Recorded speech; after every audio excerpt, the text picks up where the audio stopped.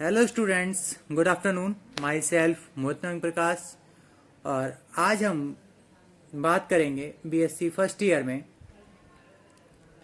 जिसमें हमने कल पैरामीशियम कॉर्डेटम की एक्सटर्नल मॉर्फोलॉजी पढ़ ली थी।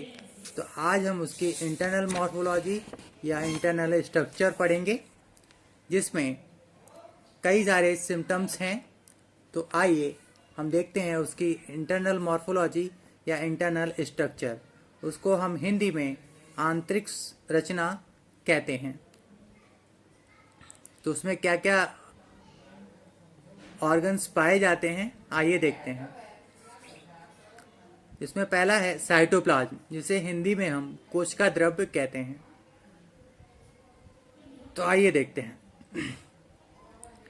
पेलिकल द्वारा घेरा हुआ कोशिका द्रव्य साइटोप्लाज्म स्पष्ट रूप से दो भागों में विभेदित रहता है, यानी दो पार्ट्स में डिवाइड होता है। वो दो पार्ट कौन कौन से हैं, आइए देखते हैं। पहला है एक्टोप्लाज्म, ठीक है, पर्दीय यानी सर्कुलर, सकरा, स्वच्छ और गाढ़ा भाग एक्टोप्लाज्म और कॉर्टेक्स कहलाता है। इसी भाग में इंफ्रासीलियरी सिस्टम और दंशिकाएं ट्राइकोसिस्ट होती हैं। अगला पार्ट है एंडोप्लाज्म, ठीक है। एंडोप्लाज्म क्या है, आइए देखते हैं। एंडोप्लाज्म कोशिका द्रव्य का केंद्रकीय अपेक्षाकृत बड़ा कणदार और अर्धतरल भाग अंतर्द्रव्य या मज्जा एंडोप्लाज्म और मेड्यूला कहलाता है। एंडोप्लाज्म में सामान्य कोशिकीय अवयव जैसे mitochondria, Golgi bodies, ribosomes, crystals, संचित भोजन कणिकाएं, रिजर्व फूड ग्रेन्यूल्स इत्यादि होते हैं। पैरामीशियम बर्सेरिया के एंडोप्लाज्म में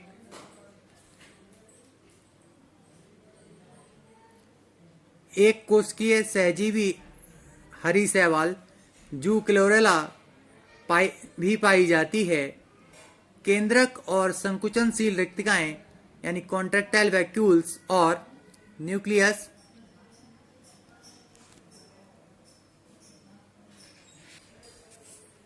और फूड वैक्यूल्स या खाद्यान्नियां इसके मुख्य एंडोप्लाज्मिक इन्वेजिएशन है। अगला है अवपक्ष्माभि तंत्र इंफ्रासीलियरी सिस्टम। तनुत्की कूपिकाओं के ठीक नीचे इंफ्रासीलियरी सिस्टम पाया जाता है, जो आधारी कायों या बेसल बॉडीज एवं काइनोडेस्मेटा का बना होता है। अब बात करते हैं हम इसकी बेसल बॉडीज, ठीक है। बेसल बॉडीज क्या हैं, आइए। ईच सीलियरी सीलिया का बेस एक ट्यूब के समान रचना होती है, जिसे हम आधारी काय या बेसल बॉडीज या काइनेटोसोम्स कहते हैं। सीलिया के पर्दीय तंतुओं के आधारी सिरों के स्थूल हो जाने के कारण आधारी काय का निर्माण होता है। इसमें मध्यवर्ती तंतु नहीं होते। आधारी काय के भित्ति में उपतंतु यानी सब फिलामेंट्स की बनी त्रिक ऐठन ट्रिप्लेट्स होती है। आधारी काय अपने आप में पुनरुत्पादी इकाइयां और नए सीलियाओं की प्रजनक प्रोजिनेटर्स होती हैं। प्रत्येक बेसल बॉडी का एक सेंट्रियोल, हिंदी में उसे तारक केंद्रक या उसकी व्युत्पत्ति होती है। अगला है हमारा काइनेटोडेस्मेटा। तो व्हाट इज काइनेटोडेस्मेटा? काइनेटोडेस्मेटा क्या है, आइए देखते हैं। सीलियाओं की बेसल बॉडी से संबंध और एक्टोप्लाज्म में स्थित विशिष्ट पट्टीदार काइनेटोडेसिमल फाइब्रिल्स का एक सिस्टम होता है। प्रत्येक सीलिया के आधारी यानी बेसल बॉडीज या काइनेटोसोम से केवल एक तंतुक या फिलामेंट या काइनेटोडेस्मोस निकलकर आगे बढ़ता हुआ धीरे धीरे सुंडाकार यानी टैपरिंग होता जाता है तथा पिछले बेसल बॉडीज के तंतुकों से संबद्ध हो जाता है। इस प्रकार एक दूसरे को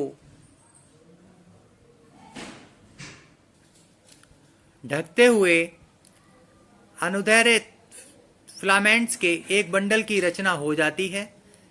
इस बंडल को काइनेटोडेस्मा कहते हैं। इसका बहुवचन काइनेटोडेस्मेटा है, क्योंकि प्रत्येक फिलामेंट 5 बेसल बॉडी से आगे नहीं पहुंचता है, अतः प्रत्येक काइनेटोडेस्मेटा में तंतुकों की संख्या स्थायी रूप में 5 रहती है। यह कहा जाता है कि इन तंतुकों का संबंध पश्चावी स्पंदन और गति से होता है, परंतु यह कथन अभी विवादास्पद है, यानी इसमें विवाद है।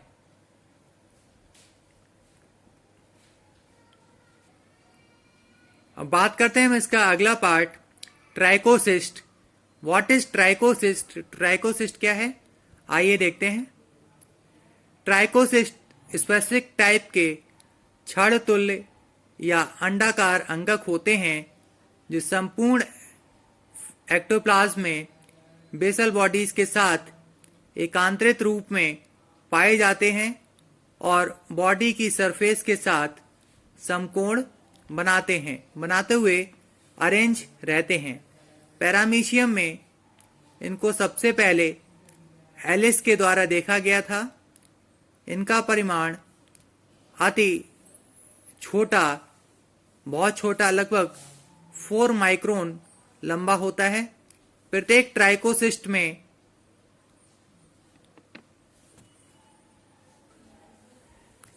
एक लंबा कांड या इसे हम इंग्लिश में शाफ्ट और एक अत्यंत नुकीला शिखर टिप होता है जो स्पाइक या वार्व कहलाता है और एक कैप द्वारा ढका रहता है। इसके कांड के मात्र द्रव की रचना ट्राइकिनिन नामक रेशेदार सघन प्रोटीन से होती है। इसके रेशे परस्पर घने होकर एक अनुप्रस्थ धारीदार क्रॉस स्ट्रिएटेड जालक की रचना करते हैं। ट्राइकोसिस्ट का कार्य भली भांति ज्ञात नहीं है।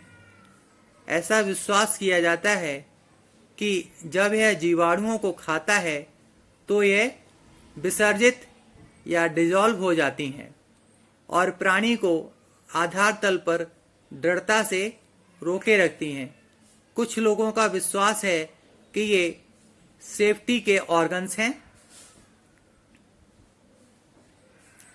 अब बात करते हैं हम इसके यांत्रिक, मैकेनिकल, रासायनिक, केमिकल या विद्युत उद्दीपन के लाइट स्टिमुलस के द्वारा ट्राइकोसिस्ट का विसर्जन हो जाता है।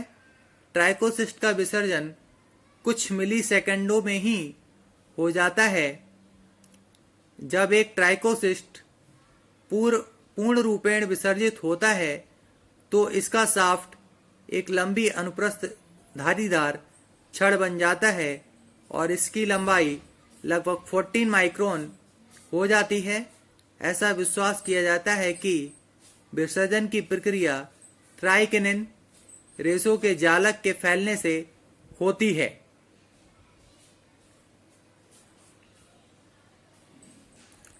अब इसका अगला पार्ट न्यूक्लियस है। पैरामीशियम विषम केंद्रकीय यानी हेट्रोकैरियोटिक एनिमल है, क्योंकि इसमें 2 प्रकार के न्यूक्लियस होते हैं। पैरामीशियम कॉर्डेटम में एक बड़ा गुरु केंद्रक यानी मैक्रोन्यूक्लियस तथा एक छोटा लघु केंद्रक माइक्रोन्यूक्लियस होता है। पैरामीशियम ऑरिलिया में एक गुरु केंद्रक के अलावा 2 लघु केंद्रक तथा पैरामीशियम मल्टी माइक्रोन्यूक्लिएटम में अनेक माइक्रोन्यूक्लियस होते हैं। अब बात करते हैं हम इसमें मैक्रोन्यूक्लियस की। तो इसका मैक्रोन्यूक्लियस गुरु केंद्रक की आकृति लगभग किडनी के समान और इसकी केंद्रक कला अस्पष्ट होती है, यानी न्यूक्लियर मेम्ब्रेन अस्पष्ट होती है। यह बहुगुणित पॉलीप्लॉइड होता है और इसमें बहुत सी केंद्रिकाएं तथा अपेक्षाकृत अधिक क्रोमैटिन पदार्थ डीएनए होता है। यह कायिक, सोमैटिक और वेजिटेटिव होता है और कोशिका की प्रतिदिन की उपापचयी क्रियाओं को नियंत्रित करता है। जनन प्रक्रिया में लघु केंद्रक से इसकी व्युत्पत्ति होती है। अब बात करते हैं हम इसके लघु केंद्रक यानी माइक्रोन्यूक्लियस की।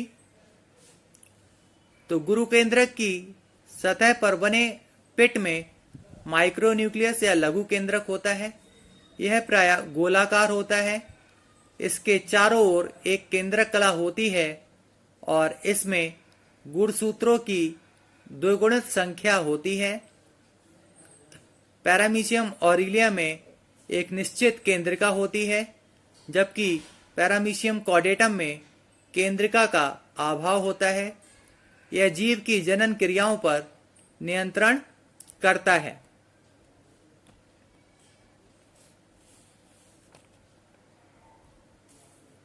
अब बात करते हैं हम इसके कॉन्ट्रैक्टाइल एपरेटस की, जिसे हम हिंदी में संकुचनशील उपकरण कहते हैं। अमीबा एवं यूग्लिना से डिफरेंट पैरामीशियम में 2 कॉन्ट्रैक्टाइल वैक्यूल होती हैं। एंडोप्लाज्म में इन वैक्यूल्स की निश्चित स्थिति होती है। ये शरीर की डॉर्सल सरफेस के निकट दोनों सिरों पर पाई जाती हैं। इनमें से प्रत्येक के चारों ओर लंबा सक्रिय तर्करूप 6 से 10 रेडियल कैनाल्स, जिन्हें हम हिंदी में अरिय नलियां या अविवाही स्पंदनशील नलियां अफरेंट प्लास्टिंग कैनाल्स होती हैं, जो कोशिका द्रव में दूर तक फैली रहती हैं। प्रत्येक संकुचनशील रिक्तिका बॉडी की डॉर्सल सरफेस की पेलिकल में स्थित एक परमानेंट पोर द्वारा बाहर खुलती है और दोनों संकुचनशील रिक्तिकाओं से जल के बाहर निकल जाने पर भी उन्हें ठीक से पहचाना जा सकता है।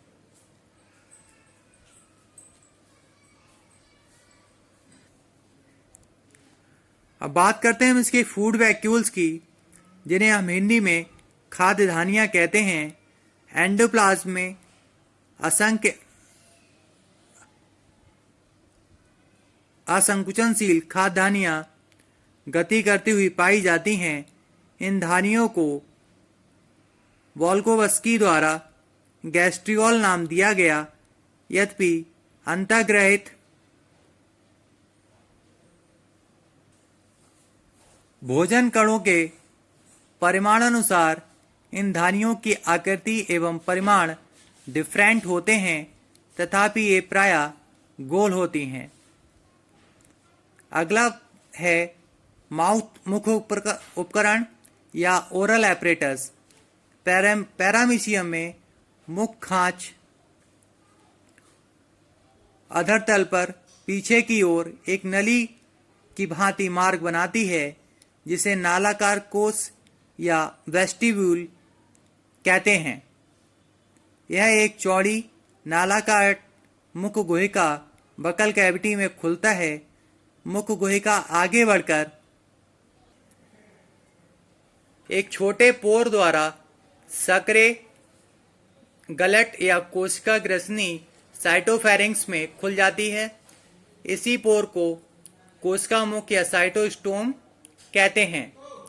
कोशिका ग्रसनी अपने निचले सिरे पर एक खाद्यान्नी की रचना करती है। मुख गुहिका की दाहिनी सीमा पर सीलियाओं की एक लाइन होती है जिसे एंडोरल मेम्ब्रेन कहते हैं। बाईं ओर सीलियाओं की 4 पंक्तियों के 3 ग्रुप होते हैं जो बकल कैविटी के पिछले सिरे तक फैले रहते हैं। इन्हें वेंट्रल पेनिकुलस या डॉर्सल पेनिकुलस और क्वाड्रिलस कहते हैं। ये सीलियरी लाइंस महीन झिल्ली मेम्ब्रेनस बनाती हैं। एंडोरल मेम्ब्रेन से एक रिब्ड पेलिकल साइटोस्टोम तक फैली रहती है। निमेडेस्मल फाइबर्स परसुक तनुक्क के पृष्ठ में फैल जाते हैं तथा कोशिका ग्रसनी के चारों ओर पोस्ट ओरल फाइबर्स की भांति फैल जाते हैं। सामान्य कायिक वेजिटेटिव सीलियाओं की लाइंस वेस्टिब्यूल को कवर्ड करती हैं। हमारा इसका लास्ट पार्ट है साइटोपाइजी।